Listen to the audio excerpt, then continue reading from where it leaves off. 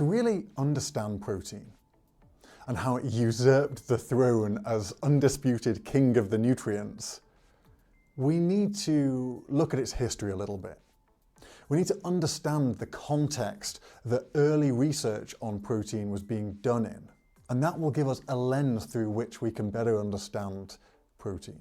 So throughout history, the vast majority of people, through sheer necessity, have eaten a plant-predominant, plant-based diet. They've had things like potatoes, grains like rice or oats or barley, or beans even. Most people could not afford meat, and meat's not that easy to catch or to grow. Now, hundreds of years ago, only a few people could afford to eat meat, fish, eggs and dairy. And these were the very, very rich people. These people at sort of king and queen status were the ones who became overweight. So in this context, for the vast majority of people, starvation is a real concern because there aren't enough calories to go around. And so animal protein becomes associated with prestige and wealth and luxury because only the very rich can afford it. Additionally, we've got to recall that for the vast majority of human history, we lived in an environment of extreme scarcity. Life expectancy was very short, and our biggest killers, far from being the chronic diseases of today, tended to be things like infectious diseases. Cholera, dysentery, influenza, smallpox, sexually transmitted infections like syphilis, these were the killers. So in this context, animal protein must have seemed like a superfood. It must have seemed incredible. And I'd argue, in that context, it is a health food. Because it's very calorically rich, it's going to give you that extra bit of body fat you need to survive periods of starvation or the long, harsh winters. And that extra body fat could be the difference between life and death if you contract a serious infection and you need to fight it off.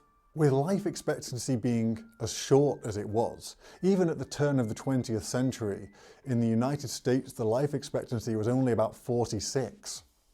And so chronic diseases like your cancer and heart disease and strokes, these take decades to develop.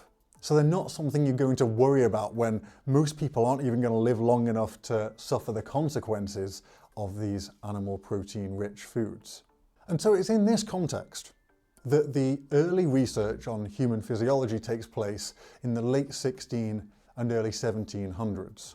Scientists of the day discovered that most of our bodily tissues, our skin and organs and muscles, are in fact made up of protein.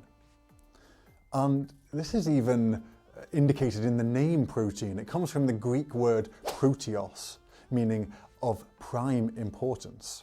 And so, observing that we are made primarily of protein, they come to the plausible but ultimately incorrect conclusion that we need to be eating lots of protein to maintain that. So we have these three key factors that really shape early society's perceptions of protein. Firstly, meat promotes excess weight and body fat, which is very, very handy in times of scarcity. Secondly, only the rich could afford meat, which gives it a prestigious, opulent sort of status. And thirdly, our bodies are made of meat, so surely we need to be eating meat to replenish that. And so you can imagine with these ideas that protein could easily be seen as the king of nutrients. Of course, today our health environment has changed, thankfully. We've seen widespread public health measures and the invention of vaccines and antibiotics, which have made infectious diseases manageable. They're no longer the scourge of humanity like they were for so much of our species' history.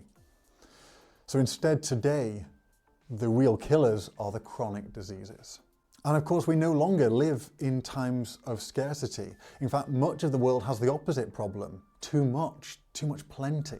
Now, most anyone can get their hands on cheap, readily accessible animal protein, and it is fueling our biggest killers. And so we see that a set of beliefs around protein that once served us really well are now leading us astray.